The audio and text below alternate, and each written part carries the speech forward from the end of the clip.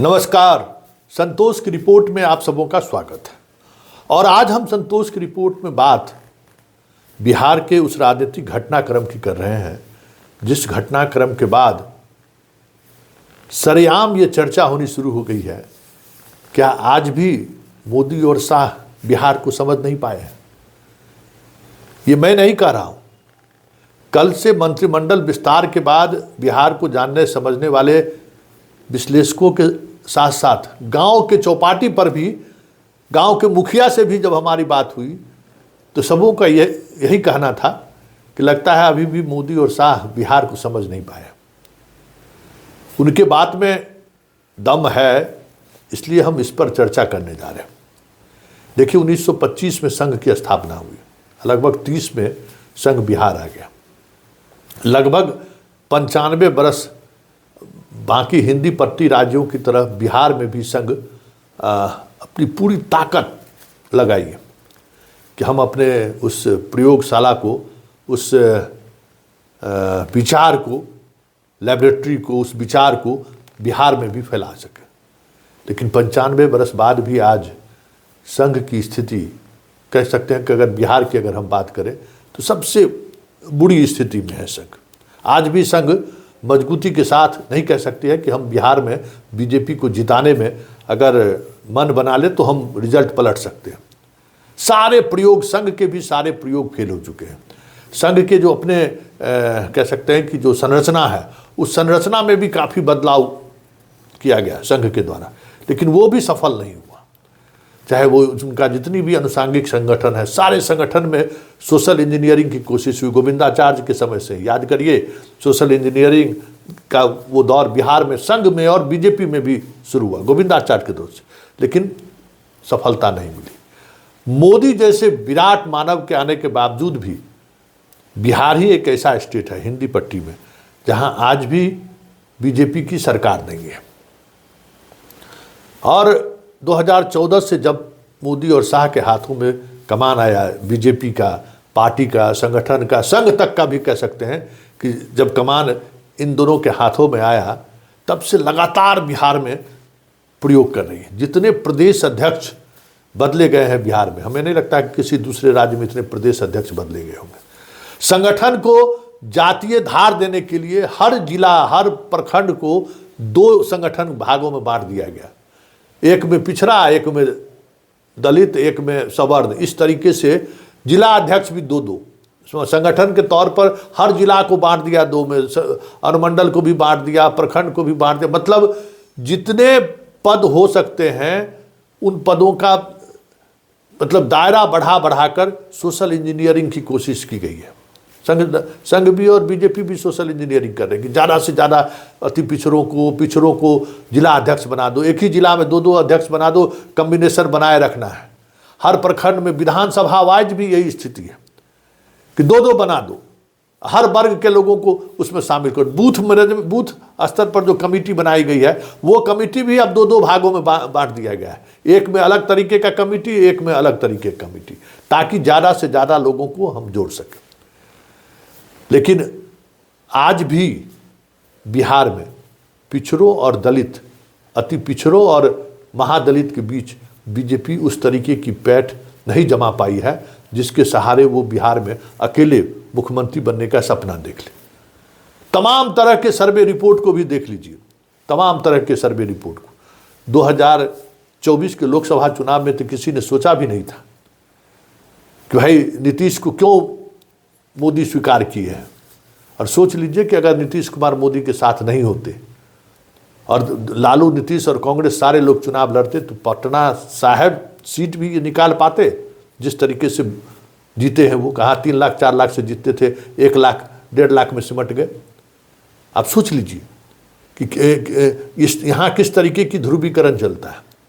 और जब से ये मंत्रिमंडल विस्तार हुआ है, हर पिछड़े वर्ग के, चाहे इंटेलेक्चुअल हो, चाहे आम लोग हों, जो राजनीति में दिलचस्पी रखने वाले लोग हों या वोटर हो, चर्चा होनी शुरू हो गई है कि नीतीश को अब लोग हटाने का मन बना लिया है, नीतीश को कमज़ोर करने का मन बना लिया है।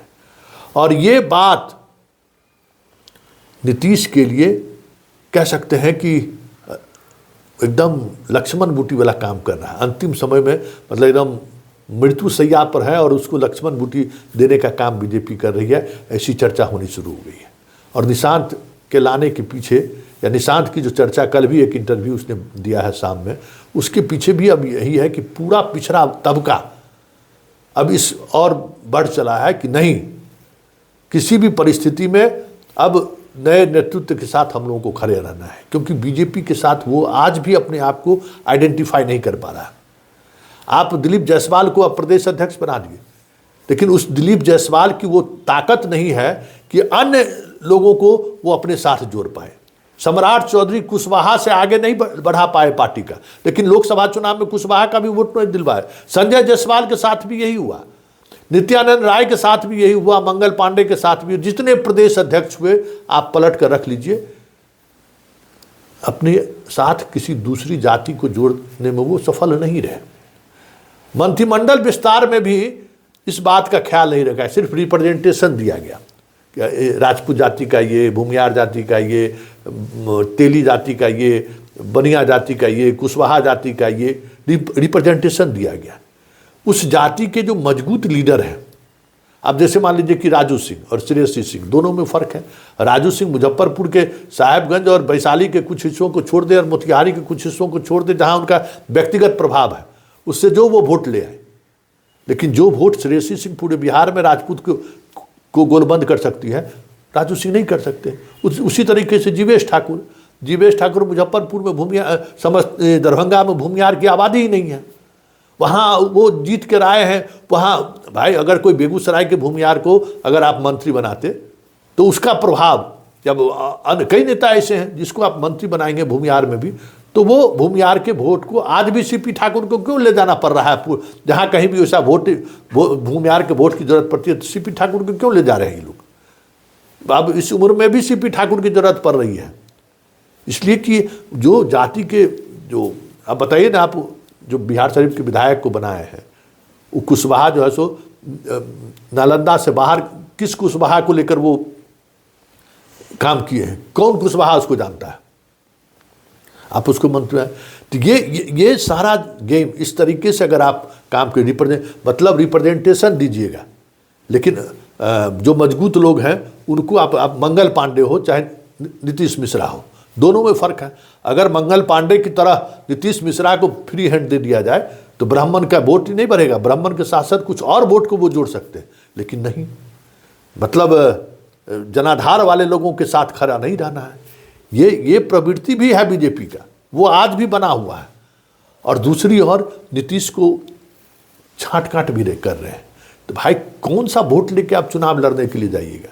और जिस तरीके से पिछड़ों में एक अलग तरीके का मिजाज पिछले 24 घंटे से सोशल मीडिया पर आप देखिए या फिर बयानबाजी में देखिए, जिस तरीके के बयान आ रहे हैं, जिस तरीके से प्रतिक्रियाएं आ रही हैं, विधानसभा चुनाव से ठीक पहले खेला पलट जाए तो कोई बड़ी बात नहीं होगी।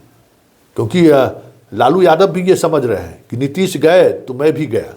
ये समझ लीजिए कि नीतीश गए तो मैं भी गया, ये बात वो भी समझ रहे हैं। इसलिए नीतीश बना रहे, इस जुगत में लालू लग चुके हैं और नीतीश के साथ हम खड़े हैं पूरी तौर पर। अब ये संदेश भी देने की कोशिश शुरू हो गई है। ये राजनीतिक डेवलपमेंट आप देख लीजिए। अब नीतीश पर हमला कम होगा तेजस्वी का, लालू यादव का, अब हमला बीजेपी पर होगा और इस बात को लेकर हमला तेज होगा कि देख लीजिए नीतीश को कमज़ोर किया जा रहा है। मंत्रिमंडल में बीजेपी ने अपना बहुमत दिखाकर, अपनी भागीदारी दिखाकर नीतीश को कमज़ोर कर रहे हैं। और ये भावना जैसे जैसे बलवती होगी या हो रही है, ये तय मानिए कि पिछड़ों की गोलबंदी जो बीजेपी के साथ आज भी नहीं है, नीतीश और लालू के तरफ बढ़ चले तो कोई बड़ी बात नहीं होगी। इसलिए हम कह रहे हैं कि आज भी शाह और मोदी बिहार की राजनीति को नहीं समझ पाए हैं। यहाँ सिंबॉलिक पॉलिटिक्स आप नहीं कर सकते हैं। किसी कास्ट का रिप्रेजेंटेशन देके आप उस कास्ट का वोट नहीं ले सकते हैं। ठीक है, कास्ट के मंत्री आप बना दिए, लेकिन उस ऐसे लोगों को मंत्री बनाए जिसका अपने जात के पर काम किया हुआ, जिसकी अपनी पकड़ हो। ये काफ़ी महत्वपूर्ण है। आप मोहन यादव को लाकर बिहार में मुख्यमंत्री बना, ऐसे लोग जो पहली बार विधायक बने और उसको मुख्यमंत्री बना दीजिएगा, तो बिहार में ये संभव नहीं है।